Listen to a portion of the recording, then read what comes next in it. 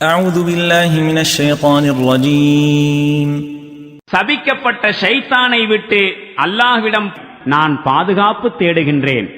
فمن يرد الله أن يهديه يشرح صدره للإسلام ومن يرد أن يضله يجعل صدره ضيقا حرجا كأنما يصعد في السماء كذلك يجعل الله الرجس على الذين لا يؤمنون.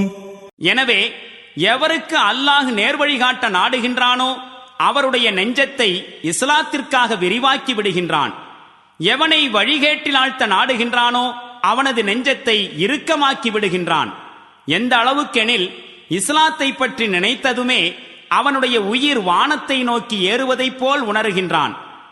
இவ்வாறாக இறை நம்பிக்கை கொள்ளாதவர்கள் மீது சத்தியத்தை விட்டு விரண்டோடுவது, அதன் மீது வெறுப்பு கொள்வது போன்ற தூய்மையற்ற நிலையை திணித்து விடுகின்றான்.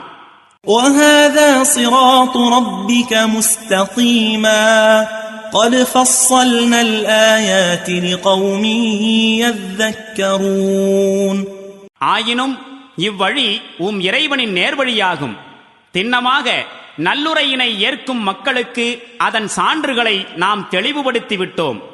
لهم دار السلام عند ربهم وهو وليهم بما كانوا يعملون.